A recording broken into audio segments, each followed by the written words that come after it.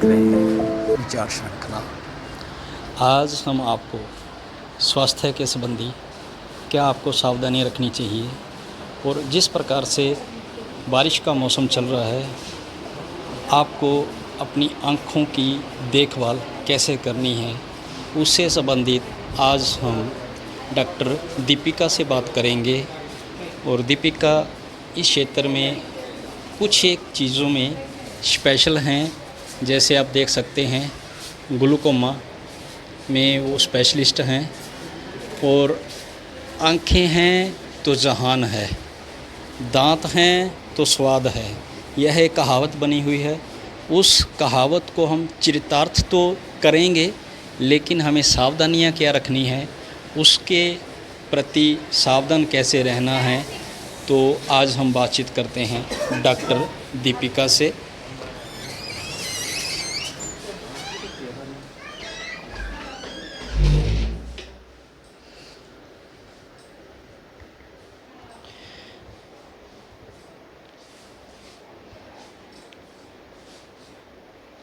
आप देख रहे हैं डॉक्टर दीपिका आँखों की जांच कर रहे हैं। इसी को हम कहते हैं आँखें हैं तो जहान है। यह एक शरीर का बहुत ही अभिन्न अंग है, क्योंकि आँख के बिना आपका दुनिया में कुछ भी नहीं है।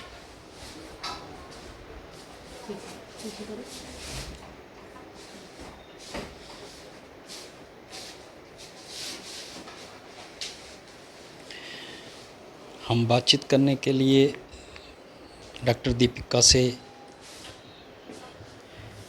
गुजारिश करते हैं कि कम से कम हम अपनी आँखों की देखभाल कैसे कर सकते हैं। इसके दो तरीके होते हैं। एक एलोपैथी में भी हम इनका देखभाल कर सकते हैं और एक होता है कि हम बिना दवाई के भी किस प्रकार से हम अपनी आँखों की देखभाल कर सकते हैं, साँभ संभाल कर सकते हैं। तो मेरे साथ जुड़ रहे हैं डॉक्टर दीपिका। हम शुरुआत करते हैं डॉक्टर दीपिका जी से। Thank you. I am doctor Deepika.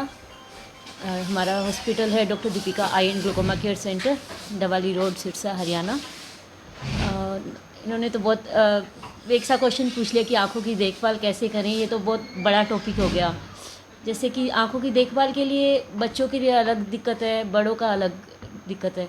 बच्चों में ये है कि आजकल फ़ोन का यूज़ बहुत कॉमन हो गया है, तो पेरेंट्स को एक तो फ़ोन का यूज़ बिल्कुल अलाउ नहीं करना चाहिए छोटे बच्चों के लिए। और जैसे ही वो थोड़े से बड़े होते हैं उनके आइज़ चेकअप रेगुलर करवानी चाहिए, चाहे ठीक भी हैं तो भी चेक करवाना चाहिए कि उनकी विज़न ठीक है। और बच्चों में एलर्जी भी कॉमन होती है। बच्चे खारिश करते हैं, आँखें रब करते हैं, जो कि बहुत डेंजरस चीज़ है।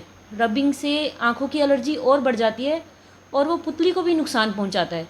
और ऐसा ही बड़ों के लिए है कि 40 वर्ष के बाद नज़दीक का नंबर आने लग जाता है, पेशेंट को नज़दीक का देखने में दिक्कत आने लग जाती है। तो मैं गुजारिश करूँगी सभी जनता से कि जो 40 वर्ष से ऊपर हो जाते हैं वो आई स्पेशलिस्ट से ज़रूर चेक करवाएं, कम से कम साल में एक बार ज़रूर, कि आँखों का नंबर तो ले ही लें और साथ साथ बाकी सारी जांच करवाएं। काले मोती का रिस्क भी 40 वर्ष के बाद बढ़ जाता है, तो ये तभी पता चलेगा जब आप एक आई स्पेशलिस्ट को अच्छे से कम्प्लीटली चेक करवाएंगे।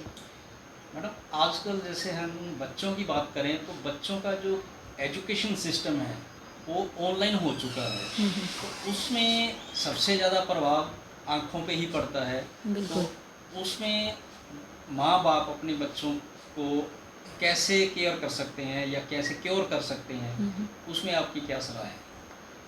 ये कोरोना टाइम में तो बहुत हुआ था कि ऑनलाइन सिस्टम चल गया था, और इसमें मेरा ये था कि गुजारिश यही रहती है कि पेरेंट्स से मोबाइल की जगह कुछ बड़ी स्क्रीन दें। टैब दे सकते हैं या लैपटॉप दे सकते हैं, उनसे आंखों पे प्रभाव थोड़ा कम पड़ता है। मोबाइल पे देखने में आंखों पे बहुत ज़्यादा स्ट्रेन पड़ता है। और ये ऑनलाइन सिस्टम तो बहुत हमारे कंट्री में होना नहीं चाहिए। मुझे ऐसा लगता है कि जो ऑफलाइन सभी बच्चों से मिल के जो पेरेंट्स टीचिंग होती है वो सबसे बेस्ट है। ऑनलाइन सिस्टम हमारा शुरू हुआ था वो मजबूरी थी, बट अभी वो इम्प्रूव हो गया है और मालिक से अरदास है कि ये सिस्टम ऐसा ही चलता रहे। आजकल जैसे बारिश का मौसम है तो इसमें कुछ स्पेशल या कुछ हम कह सकते हैं कोई ज़्यादा सावधानी रखने की ज़रूरत होती है आँखों पर? ये आपने बिल्कुल सही सवाल पूछा मुझसे कि हम बहुत मरीज़ देखते हैं जो आई फ्लू से आ रहे हैं रेनी सीज़न में।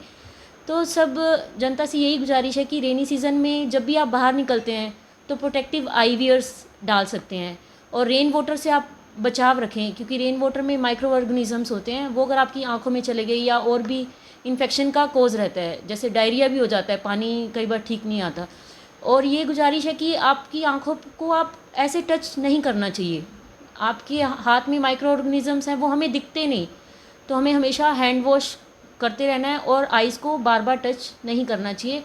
शेयरिंग टॉवल्स वगैरह ये भी बिल्कुल अवॉइड करनी चाहिए। एक हमारे भारत में ही वो ट्रेंड है, ज़्यादातर बसों में, ट्रेनों में कुछ ऐसे एलिमेंट्स होते हैं जो मतलब आँखों के प्रति कुछ सुरमा बेच रहा है, कुछ ऐसी दवाइयाँ बेच रहे हैं, तो क्या लोगों को उनसे सावधान होने की ज़रूरत है? ये तो एक्चुअली जो सुरमा ये सब चीज़ें जो ये देसी दवाई दे देते हैं, मुझे तो वो बहुत रिस्की लगते हैं, क्योंकि मुझे लगता है कि हमें पता ही नहीं कि हम क्या केमिकल डाल रहे हैं। और आँख इतनी नाजुक चीज़ है, अगर आँख में इन्फेक्शन हो गया ना, कई बार ये बहुत भयंकर रूप भी ले सकता है। कई बार ये आपकी आँखों में पुतली को चिटा भी कर सकता है, पुतली में इन्फेक्शन भी कर सकता है। तो मैं तो बिल्कुल रिकमेंड नहीं करूँगी कि आप कोई देसी दवाई या कोई ऐसा सुरमा डालें, क्योंकि जो टेस्टेड मेडिसिन्स हैं वही सबसे बेस्ट मेडिसिन्स होती हैं। एक आपका पूरे हम बात करते हैं डिस्ट्रिक्ट में, एक आप ग्लूकोमा की स्पेशलिस्ट हैं, उसके बारे में थोड़ा सा बताना चाहेंगे भी किस तरीके का उसमें रहता है? ये बिल्कुल ठीक है कि काला मोतिया ना एक बहुत ही भयंकर बीमारी है और इसका इलाज संभव है। इसका इलाज क्या है कि इसका मरीज को तो पता ही नहीं चलता, क्योंकि मरीज को जब पता चलता है तो बहुत लेट स्टेज में पता चलता है। ये एक तो डॉक्टर की जिम्मेदारी है कि वो काले मोतिया के लिए स्पेशल जांच करें। अगर काला मोतिया है तो मरीज को सही से समझाएं कि ये चीज़ का इलाज ये है, इस चीज़ का इलाज ऐसे है, और इस अगर हम ट्रीटमेंट दे रहे हैं तो रेगुलर इस टाइम पे चेक करवाना है। ये मरीजों में भी बहुत अवेयरनेस बहुत ज़्यादा कम है। मैं चाहूँगी कि सब मरीज अवेयर रहें कि काला मोतिया बहुत ही ख़तरनाक बीमारी है, इसके लिए आप रेगुलर जांच करवाएं। और अगर डॉक्टर बोल रहा है कि आपकी आँख के रास्ते छोटे हैं, लेज़र करना पड़ेगा, तो वो लेज़र कोई बड़ी चीज़ नहीं है। लेज़र बहुत ही छोटा प्रोसीजर है और लेकिन बहुत ही इफ़ेक्टिव चीज़ है। अगर जिसकी आँख के रास्ते छोटे हैं और लेज़र की ज़रूरत है तो लेज़र करवाने में बिल्कुल भी हिचकिचाएं ना। इसके कोई साइड इफ़ेक्ट नहीं है, इसके से सेफ़ ही रहेगी आँखें, काला मोतिया से बच सकते हैं। और काला मोतिया अगर हो गया है तो दवाइयों से ठीक हो जाता है, दवाइयाँ रेगुलर चलानी होती हैं, वो रेगुलर दिखाना भी होता है।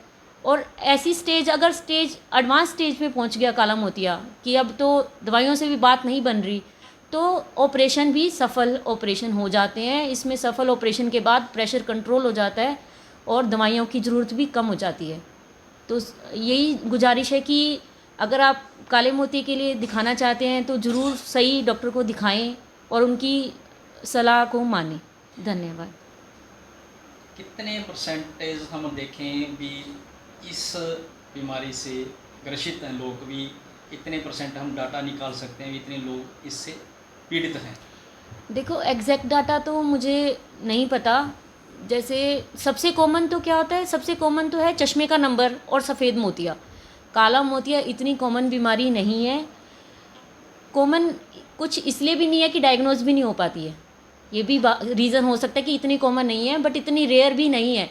18-20% केसेस आते हैं जो काले मोतिया के। मोस्ट केसेस रिफ्रैक्टिव एरर और कैटरेक्ट, और काला मोतिया 10-20% केसेस हैं।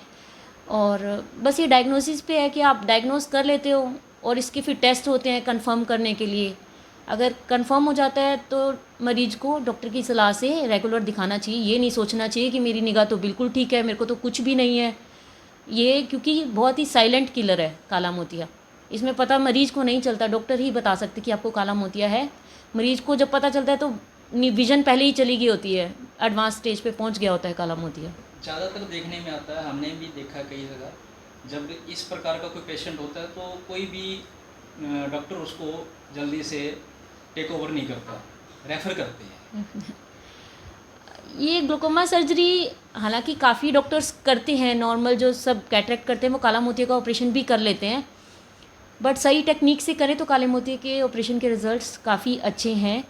और ये थोड़ी भ्रांतियाँ हैं कि काले मोतिया का ऑपरेशन सफल नहीं होता। ये मुझे ऐसा रीज़न लगता है कि शायद जो डॉक्टर्स करते हैं वो काले मोतिया के ऑपरेशन में स्पेशली ट्रेंड नहीं है, तो इसलिए वो थोड़ा ये होता है, हिचकिचाते हैं कि अगर फेल हो गया तो मरीज़ को लगता है कि ऑपरेशन भी कर दिया और फेल भी हो गया ऑपरेशन, तो उनको लगता है कि ना ही करवाएं इससे अच्छा तो। बट मेरी सलाह है कि अगर आप ठीक से इलाज करवाते हैं तो काले मोतिया का ऑपरेशन बहुत ही सफल ऑपरेशन है। इसमें ऑपरेशन के बाद काफ़ी अच्छे रिजल्ट्स आते हैं, प्रेशर कंट्रोल हो जाता है और विज़न का लॉस, आगे अगर आपकी विज़न और कम होनी है तो उससे बच सकते हैं।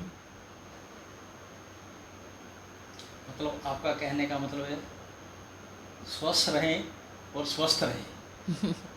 बिल्कुल, thank you ji, thank you.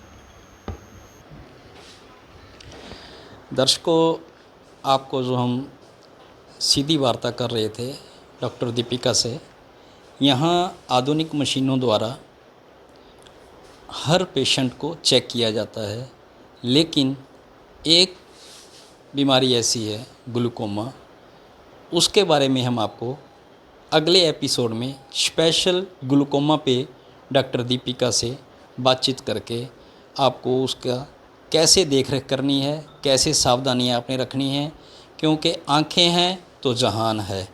आप देख रहे हैं विचार श्रृंखला। यह आपका अपना चैनल है। लाइक करें, शेयर करें, सब्सक्राइब करें। धन्यवाद।